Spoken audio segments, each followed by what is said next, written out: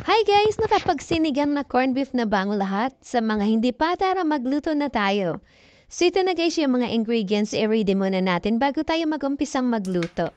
Mayroon tayo ditong sitaw. Ang cute ng okra, di ba? Tanggalan lang natin ng tangkay. Pero ito namang talong extra big, kaya kalahati lang yung gagamitin ko. Pagkatapos iwain yung talong, lagay natin siya sa tubig para hindi siya mangitim. Ngayon dito naman tayo sa labanos. Balatan muna natin. Pagkatapos iwain na rin. Set aside muna natin to. Balatan naman natin yung gabi. Dalawang malilit na gabi yung gagamitin ko. Hiwain na rin pagtapos balatan. Ngayon ito na guys yung kangkong. So finally, ready na yung mga gulay na hugasan ko na yan at mayroon na rin naka-reading panggisa. So bali ito guys yung version ko sa pagluto. Pinakuluan ko muna yung gabi at saka yung labanes kasi medyo matigas yan. So bang pinapakuluan ko yan, dito naman sa isang pot ay nigisa na ako ng sibuyas at saka bawang. At naglagay na rin ako dito ng kamatis. So medyo malambot na yung gabi kaya nilagay ko na dito yung sitaw at saka yung talong.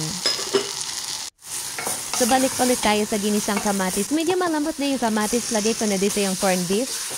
Konting mix lang. So ready na yung ginisang corned beef. Balikan natin yung gulay. So bali wala pa akong nilagay na seasoning dito guys. Maliban sa konting asin. Ayan. Pinisa ko na rin yung ibang gabi para lumapot yung sabaw. At ilalagay ko na dito yung kangkong.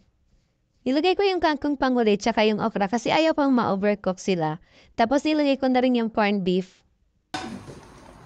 Pinakuluan ko na siya siguro ng mga 2 minutes. After 2 minutes, tignan nyo guys ang bango.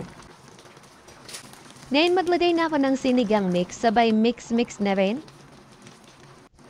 So ilalagay ko na rin dito yung sili. Tapos pakuluan ko lang siya saglit. Siguro mga 1 minute okay na siya. So this is it, sinigang na corned beef is ready.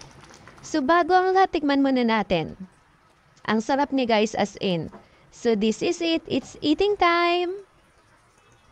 Looks yummy, diba? Sa mga hindi pa nagpapagluto, magluto na kayo. Masarap siya as in. Tignan nyo yan o. Sabaw pa lang, ulam na. Pero masarap yung gulay as in.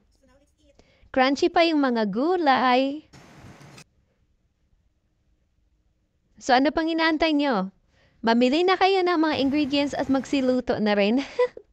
Mas masarap guys pag may sili, diba? So this is it. Thank you for watching.